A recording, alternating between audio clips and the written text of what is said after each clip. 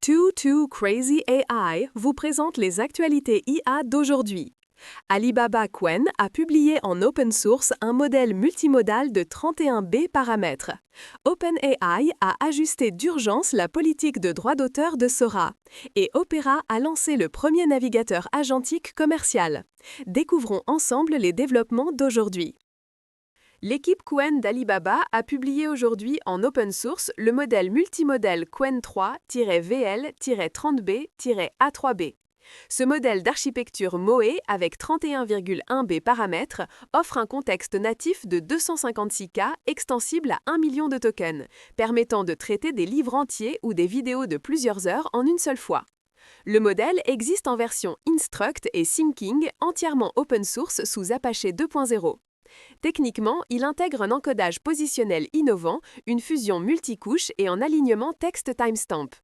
Au-delà de la compréhension d'images et vidéos, il peut agir comme agent visuel opérant des interfaces informatiques et supporte l'OCR en 32 langues.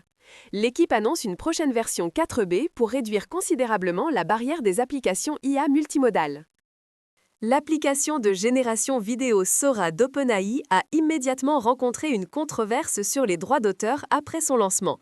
Avec des utilisateurs générant des vidéos de personnages Disney, Marvel et autres droits d'auteur, OpenAI a pivoté en seulement 72 heures. Le PDG Sam Altman a annoncé que Sora passerait de opt-out à opt-in et introduirait des contrôles granulaires. Les titulaires de droits peuvent désormais spécifier précisément quels personnages peuvent être générés, dans quel scénario, ou les bloquer entièrement. Plus important encore, OpenAI s'engage à appliquer des normes uniformes à tous les détenteurs de propriété intellectuelle, leur donnant un contrôle total. Il lance également des pilotes de partage de revenus avec les titulaires participants. Bien que le modèle exact soit encore affiné, Altman dit qu'il commencera très bientôt. Opera a officiellement lancé le navigateur Neon AI le 30 septembre, le premier navigateur agentique commercial de l'industrie. Le cœur de Neon est la fonctionnalité Neon Do, qui ouvre et ferme des onglets de façon autonome comme un humain, exécutant diverses tâches sur les pages web, du shopping et réservation à la collecte d'informations et même aux candidatures d'emploi. Les opérations sont visibles en temps réel avec des contrôles utilisateurs pour mettre en pause. De plus, Tasks crée des espaces de travail isolés pour différents projets, Cards fournit des cartes de prompt IA réutilisables et Make peut générer des sites web, jeux et vidéos sous forme de liens partageables.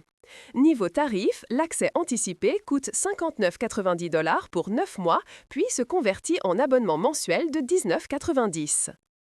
Descartes a publié l'application XR révolutionnaire Descartes XR le 4 octobre, entièrement open source sous licence MIT.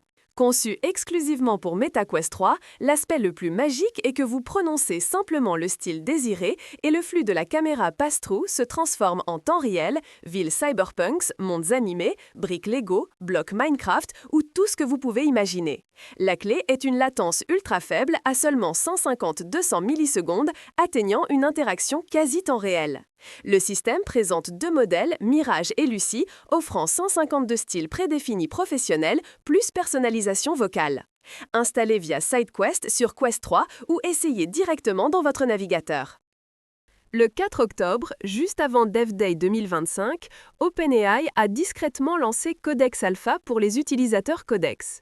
Ce programme d'accès anticipé opt-in permet aux utilisateurs d'expérimenter gratuitement les modèles et fonctionnalités Codex non publiés en cochant simplement une case dans les paramètres. Le plus notable est l'accès à la série de modèles GPT-5 Codex, catégorisés en 4 niveaux de raisonnement. Minimal est le plus rapide avec raisonnement limité, low équilibre vitesse et raisonnement, medium est le défaut et high offre la profondeur de raisonnement maximale. Codex fonctionne dans les terminaux, IDE et navigateurs, aidant les développeurs à construire des applications ou sites web complets. Voici la question la plus folle d'aujourd'hui.